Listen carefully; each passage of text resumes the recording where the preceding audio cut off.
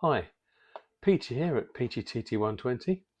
Um, another new idea. Okay, the turntable's still a work in progress, so I can't progress down that road. And so this is a little idea again from Jimmy. We're calling it "Spot the Difference." It all started from a conversation I had with him about why I bought another A1. Um, the Flying Scotsman after already having the Blink Bonnie. So he said to me, "Well, Dad, they're the same loco. They just got different stickers." I said, "No, they're not the same loco with different stickers. That Hornby have actually done a reasonable crack at making some differences." So I thought we would. He said, "Well, Dad, do a little piece. We'll call it Spot the Difference." And we can just go through some of the differences in the two locos and sort of on why. And maybe we'll do this also with the A4s and anything else that Hornby bring out that has that looks on the face of it like it's just exactly the same model with a different livery, but in fact, let's have a look at what effort they may or may not have put in. Right, we'll do a bit of a close up. So, what are the differences between Blink Bonnie and the Flying Scotsman in Hornby's TT120 version? Well, the most obvious is, and one that's someone people have already pointed out, is the fact that they have a slightly different layout of their LNER graphic and loco number. The version that the Flying Scotsman is in is the layout, I believe. We're looking at the earliest layout, and it's certainly the layout that was used at the British Empire exhibition, which I think this model has been pretty much based upon. Also, there's the other thing that's been pointed out as possibly the only other difference, which is not true, is this little brass detail here. I can't remember what it is. Can anyone see that on the camera? That thing there. There's an extra one on Blink Bonnie. I can't remember what those things are called. Please, someone who can remember or does know, put a comment on. just for educating Peachy.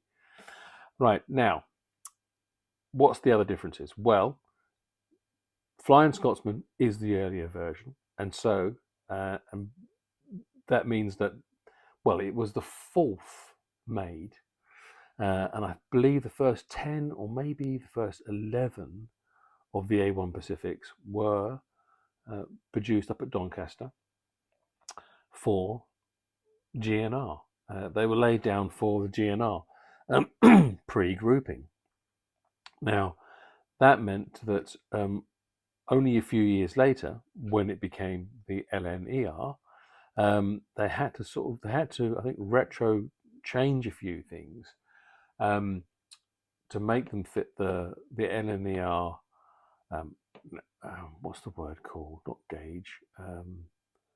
But basically, I think it's to do with. I'm assuming, again, I might be wrong, that there were some areas, some tunnels, or possibly some bridges down south where a few inches needed to be shaved off for safety. So the cab was reduced by, I think, at least 6 inches. And I believe also that and that's why you have here between these two locos the biggest difference I find. If I can actually get you right in there is a very different cab height for the two of them. Blink Bonnie, as you can see here, has these smaller windows, smaller corners, and the cab is almost the same height there, whereas you can see quite clearly a lot more frontage here on the Flying Scotsman and these bigger windows, because Hornby haven't just reduced the height of Blink Bonnie's cab, they've actually produced a different cab. So I say chapeau, hats off to Hornby for that. There's also the buffer beam, which has obviously been pointed out by lots of people, and that's the little bottom corners taken off. But I think the real big difference, which I have not been able to find anyone anywhere on YouTube make any reference to this, although no doubt someone's now going to turn around and say, yeah, so and so said that about 6 months ago, and I go, well, fair enough. Well, you got me there. But so what I'm saying is I haven't seen. I'm not saying that it doesn't exist. I'm saying that I haven't seen someone else point out that difference. I think so. They're the four things. Now I do know the valve gear changed between those two periods, but I think it's probably a bit unfair to ask Hornby to remodel the valve gear. But something that I think possibly they could have done or should have done, and again, please put a comment below if I've got this wrong, but the chimney height and the boiler blister on the top there, and the roof height, as you can see here, are all the same height on the Flying Scotsman. Now I thought when this got lowered, as per the Blink Bonnie here, that they also lowered these two, the chimney and the blister. But as you can see from this, they haven't. That's why there's a big gap here between the cab and the ruler, because these haven't been reduced. Now, since they are add-on items, I don't understand why they couldn't cast them differently, because they've cast them differently for the A3s, so why not cast these differently for this? And they also cast them differently for the A4s. They've cast different chimneys, the one with a blast pipe double chimney. So this is something I think that it would have been super nice for that to have happened. If I'm correct, maybe I'm wrong. Maybe Hornby's right, and they didn't reduce these, but I'm pretty sure they did. Because what was the point of reducing the cab if they didn't reduce these two items? That would be plain daft. So that's one thing I think they might have missed the trick on. Apart from that, I'm very pleased. I'm especially pleased that this version of the Flying Scotsman, the first version of the Flying Scotsman, it's the original. It's not Trigger's broom. It's not the Flying Trout or the salmon Scotsman or whatever derogatory name you may or may want to call what now survives today. And I'm not knocking what survives today either. I think it's a fantastic loco. In fact, it was only a few months ago my son and I went to the NRM and I stood right in there on the footplate, and it was just a dream come true for a 55-year-old who's been dreaming of doing that for a very long time. I know some people are a little bit fed up with how much limelight the Flying Scotsman takes, but you know what? I don't care. It's do I think other locos deserve as much limelight? Oh, probably yes, they do. In my favourite loco is Sir Nigel Gresley itself, but I can't knock the Flying Scotsman. Although I don't mind having a little bit of fun at its expense by giving it various silly names.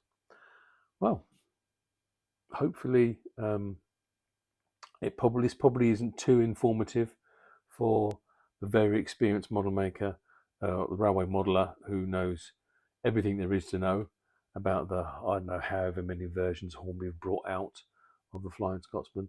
But I'm hoping it's something that new people who've come to the hobby via TT120. I hope some of you guys find this and ladies find this interesting. Okay.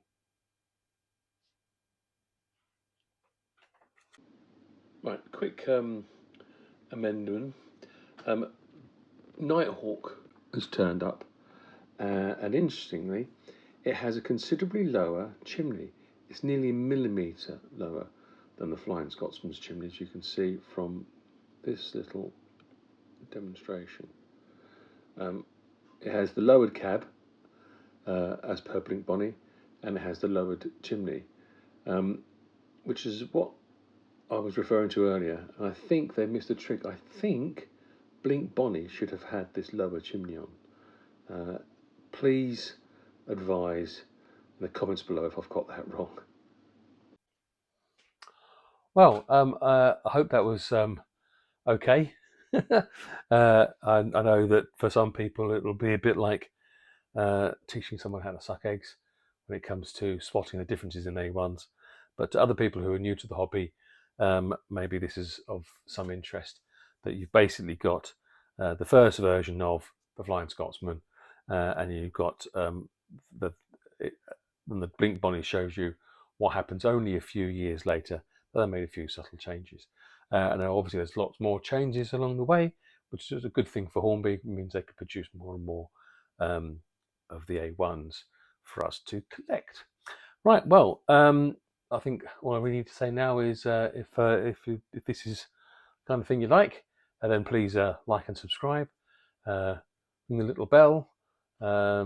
Click on Peach's face if you want to subscribe, and there should be a couple of videos popping up here for other things that we've been up to. Okay, guys, take care.